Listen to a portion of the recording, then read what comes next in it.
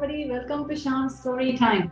Today we will see the next episode of King Vikramaditya stories. In the last episode, we saw that King Vikramaditya answered the riddle correctly, so the vetal flew back to the tree.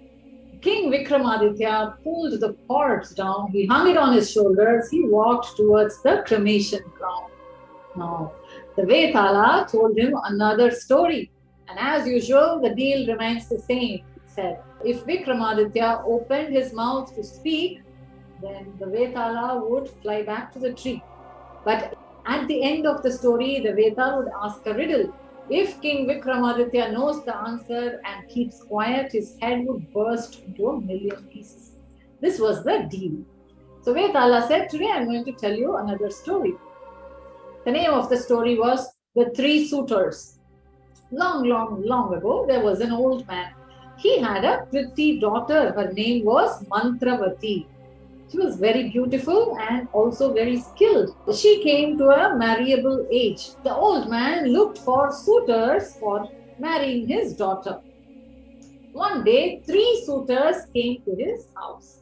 And all the 3 of them said that they deeply loved Mantravathi and each one of them wanted to marry the daughter.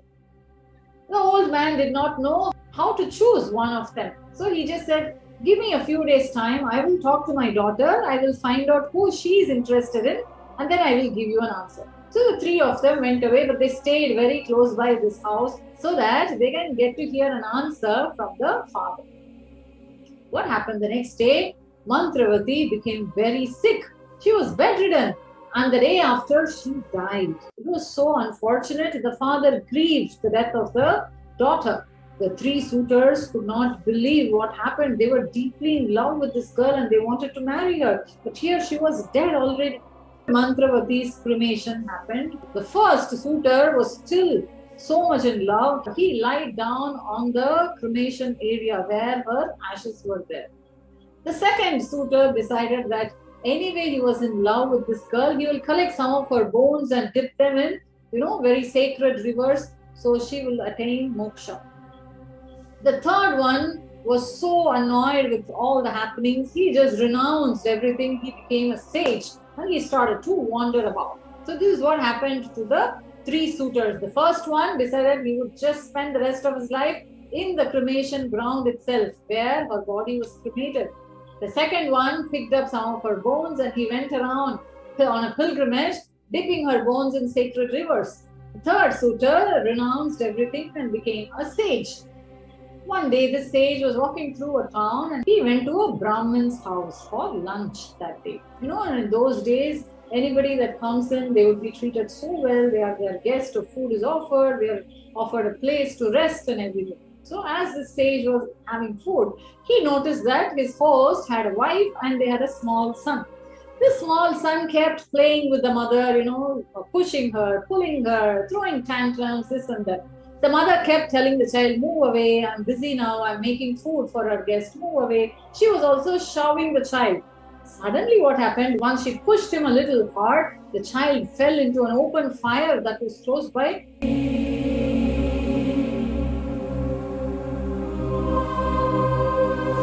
Instantly, the child was burned to ashes.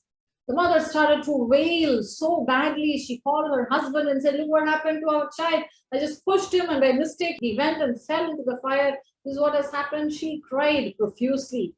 The husband said, don't you worry. And when he took the ashes of their little son, he chanted a mantra. The son came alive. He hugged his parents.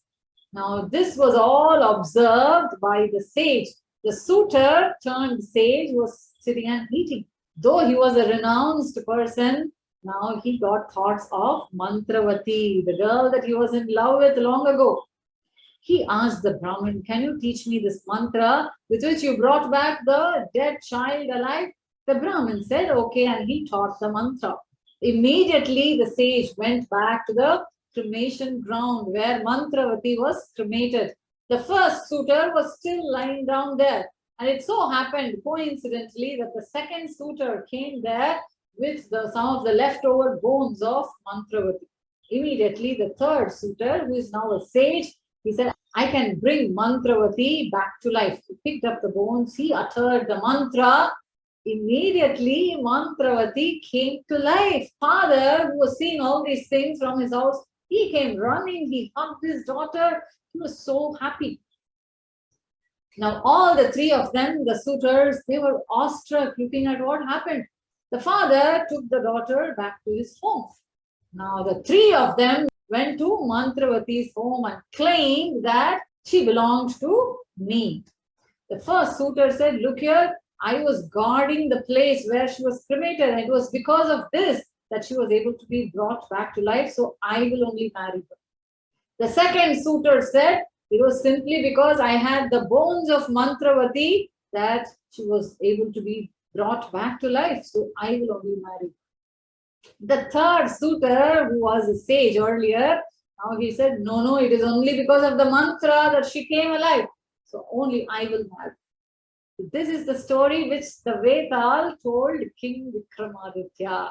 Now the question was this: who should marry Mantravathi? King Vikramaditya smiled and said, it is the first suitor who actually was sleeping on the cremation ground who should marry Mantravathi. The Vetal asked why. King Vikramaditya said, the second suitor who took the bones of Mantravathi and went on a pilgrimage, he is equivalent to a son of Mantravathi.